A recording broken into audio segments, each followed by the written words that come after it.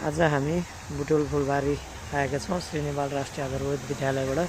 तपाईँलाई यहाँ देख्न सक्नुहुन्छ बुटोल फुलबारी पहिलेभन्दा अझै निकै नै राम्रो हुँदै गइरहेको छ। पहिला पनि एकदमै उत्कृष्ट थियो, राम्रो थियो र अहिले पनि तपाईँहरूले देख्न सक्नुहुन्छ बुटोल फुलबारीको मनमोहक दृश्य।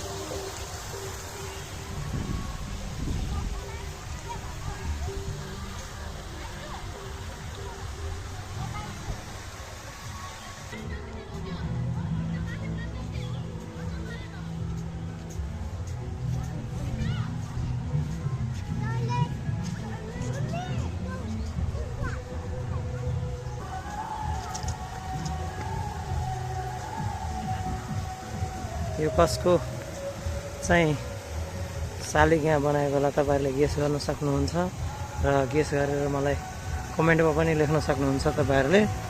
म देखाइरहेको छु यो चाहिँ बुटोल फुलबारीको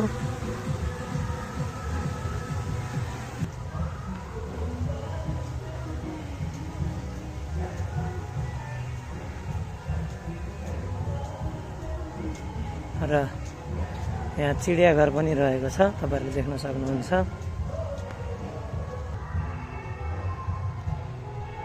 चिडियाघर चाहिँ यतातिर रहेको छ र यहाँबाट पनि हिँड्दै गर्दा तपाईँहरूले देख्न सक्नुहुन्छ दृश्य एकदमै राम्रो रहेको छ। एनिमल कर्नर बुटोल फुलबारी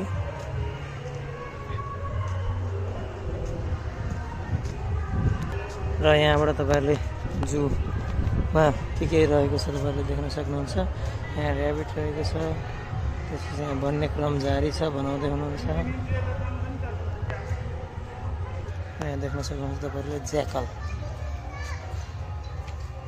रहेको छ।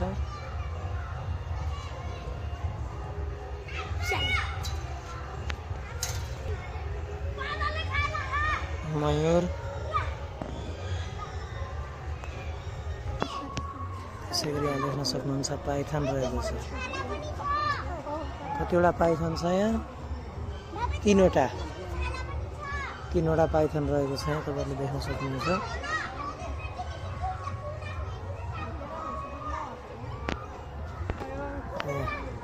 जङ्गली बँदेल पनि रहेको छ। यो चाहिँ मेरो युट्युब च्यानलमा तपाईँहरूले हेर्न सक्नुहुन्छ र यहाँ देख्न सक्नुहुन्छ लेपर्ड चितुवा।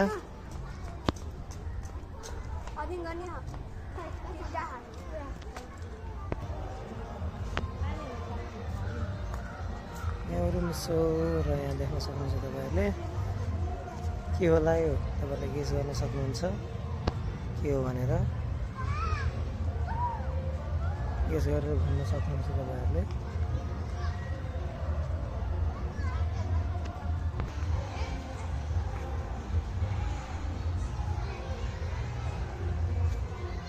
के होला यो पनि तपाईँहरूले गेस गरेर भन्न सक्नुहुन्छ।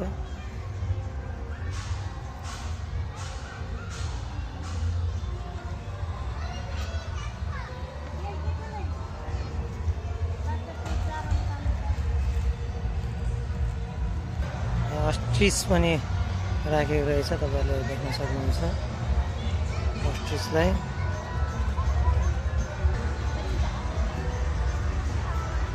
अरू पनि अस्ट्रिचहरू रहेको छ, देख्न सक्नुहुन्छ।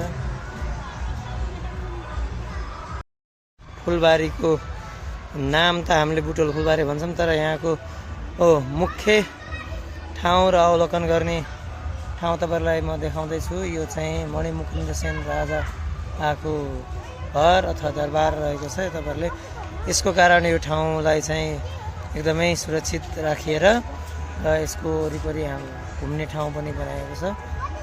त्यही भएर यसलाई मणिमुकुन्द सेन उद्योग अथवा बुटोल फुलबारी पनि भन्ने गरिन्छ।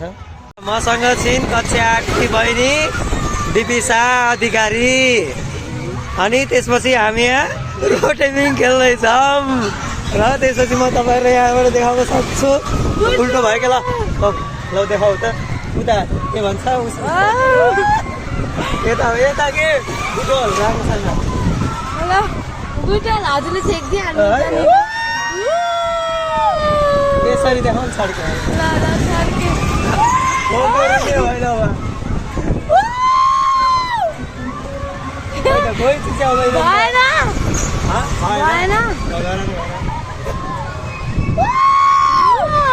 अब यता कता जाने रहेछ यो बाटो उता अगाडि होइन यो साइड जानु हो